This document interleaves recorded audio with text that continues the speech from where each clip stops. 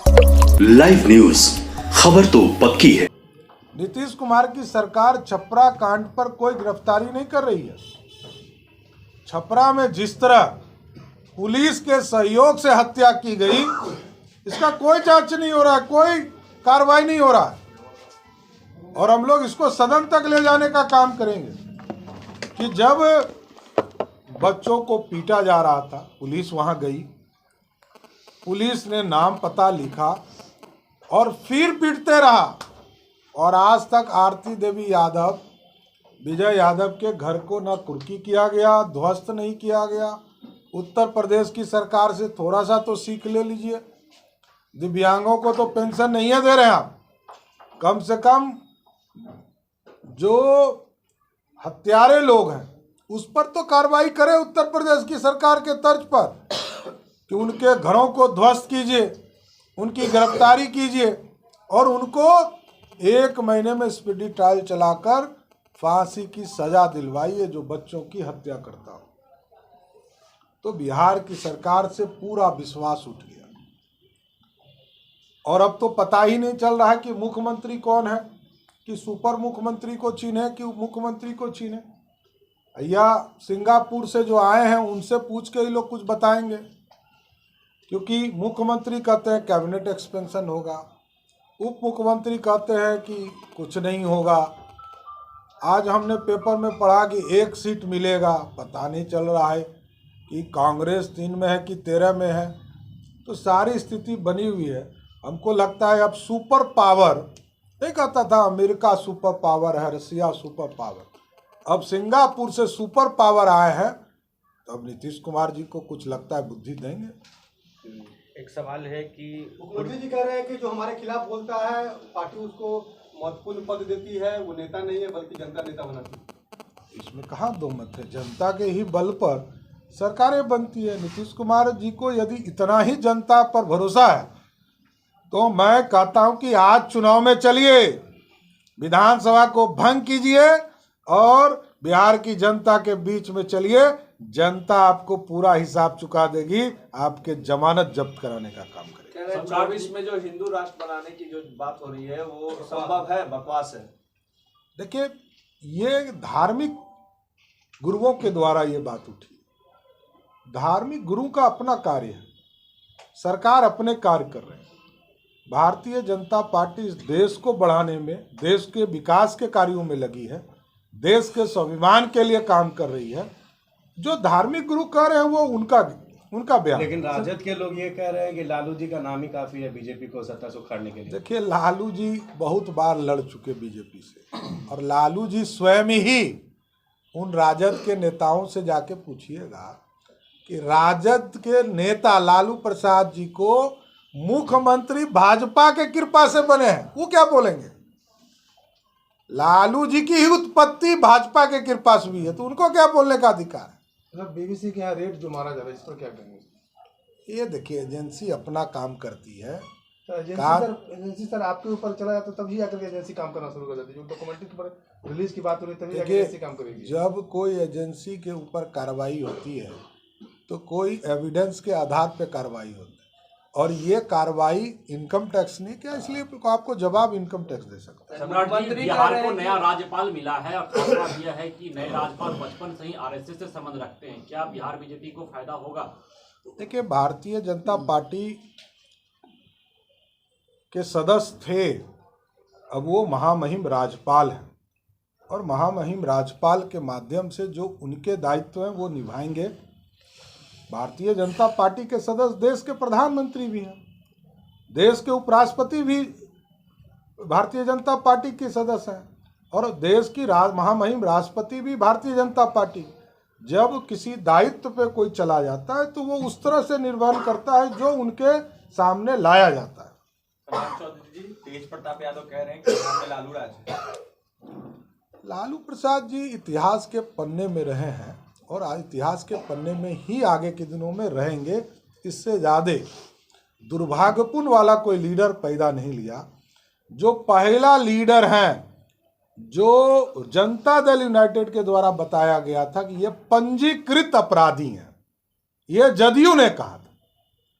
तो मैं जेडीयू की बात को दोहरा रहा हूं कि जनता दल यूनाइटेड के लोग कहते थे कि लालू प्रसाद एकलौते बिहार के राजनेता है जो एक पंजीकृत अपराधी है। अब इसमें क्या कहना है?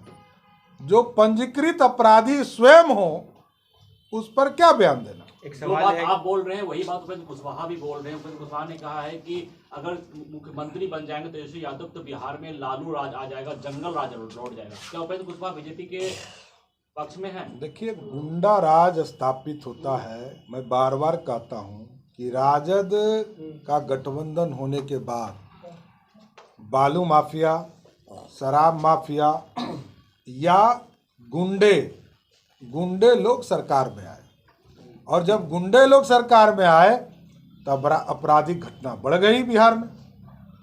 क्योंकि वो लोग टिकट किसको दिए? देखिए, एक जगह अपराधी को टिकट दिए, 2 जगह शराब माफिया को टिकट दिए। तो इसी तो प्रमाण होता है कि जो महागठबंधन के लोग हैं वो अपराधी को, वो गुंडों को, वो शराब माफिया को और वो बालू माफिया को बढ़ावा देने का काम। क्या उपेंद्र कुशवाहा बीजेपी के संपर्क में है? उस तरह का बयान दे रहे हैं। देखिए, भारतीय जनता पार्टी ने स्पष्ट तौर पर कहा है कि 1990 से लेकर 2005 तक जो लालू प्रसाद जी के खिलाफ बिहार में आंदोलन करते रहे और लालू प्रसाद जी के राज में जिन पर ऊपर बर्बरता बरती गई, उन लोगों के लिए दरवाजा खुले रहेंगे। बात के माध्यम से कई ऐसे लोग आए जिससे ये प्रतीक हुआ कि हमारे हजारों दिव्यांग अपने मांगों को लेकर गांधी मैदान में धरना दे रहे हैं। उनका एक डेलीगेशन आया।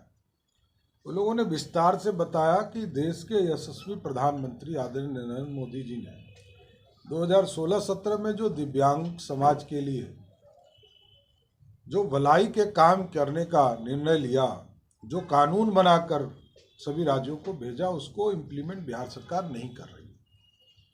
पेंशन योजना है, बिहार में सबसे कम पेंशन दिव्यांगों को मिल रहा है, जबकि उत्तर प्रदेश में वही 2000 रुपया पेंशन प्रत्येक माह मिल रहा है।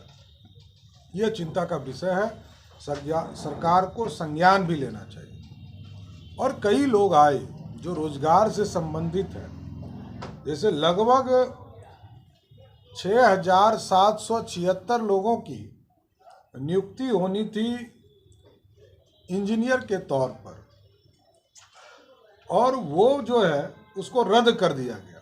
सरकार ने स्वयं रद्द कर दिया, क्योंकि ये वैकेंसी पहले से चलते आ रहा था। तो अब सिर्फ दिखाने के लिए, और सिर्फ ये नहीं रद्द किया, इसके साथ साथ 13,000 लोगों की बहाली होनी थी कर्मचारी चयन आयोग के माध्यम से। उसमें से मात्र 11,000 लोगों को बहाल किया गया।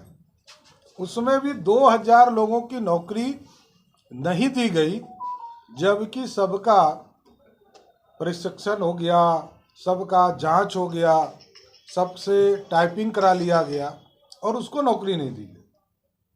उसी तरह कई विभागों के पद को जहां सृजन करने की बात आ रही थी, तेजस्वी यादव ये कह रहे थे कि हम पद सृजन करेंगे और बिहार के नौजवानों को नौकरी देंगे। उल्टा अब इस सरकार के द्वारा पद को ही समाप्त किया जा रहा है। तो रोजगार भी एक बड़ा चिंता का विषय आज नौजवानों के लिए बनता हुआ जा रहा है।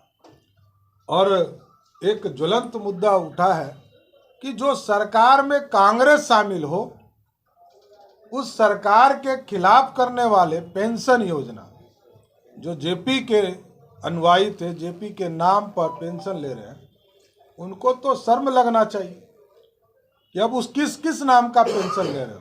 अब राहुल गांधी के नाम पर पेंशन लेंगे क्या? तो जिसके खिलाफ लड़कर पेंशन उठा रहे हैं लालू प्रसाद जी, नीतीश कुमार जी, और वो दोनों तो मुक्ति दे, पेंशन छोड़िए। उसी तरह बिहार के लोगों को कल मुक्ति मिली बकवास यात्रा से। ये जो समाधान यात्रा था ना, ये तो बकवास यात्रा चल रहा था, कुछ हो जा रहा नहीं था। किसी गांव में सिर्फ जा रहे थे, एक गांव में जाकर पूरे जिले का पैरामीटर कैसे तय कर रहे थे, किसी से मिल नहीं रहे थे, जीविका दीदी से मिल रहे थे जो भारत सरकार के आजीविका के माध्यम से बिहार में काम कर रही हैं। बिहार सरकार जीविका के माध्यम से काम कर, तो जो भारत सरकार और बिहार सरकार से गवर्नमेंट स्पॉन्सर्ड हो वो जनता की बातों को कैसे बताएंगी। आशा दीदी से मिल रही थी जो सरकार स्पॉन्सर्ड स्कीम से पैसा लेती है। तो ये पूरी तरह नाटक था और बकवास यात्रा समाप्त हुआ। अब ये मुक्ति मिले। पिछले 1 महीने से कोई सरकारी अफसर कार्यालय में नहीं बैठ रहे थे, सिर्फ नीतीश कुमार के गुणगान के लिए क्या व्यवस्था हो सकता है उस पर चर्चा कर रहे थे। लाइव न्यूज, खबर तो पक्की है।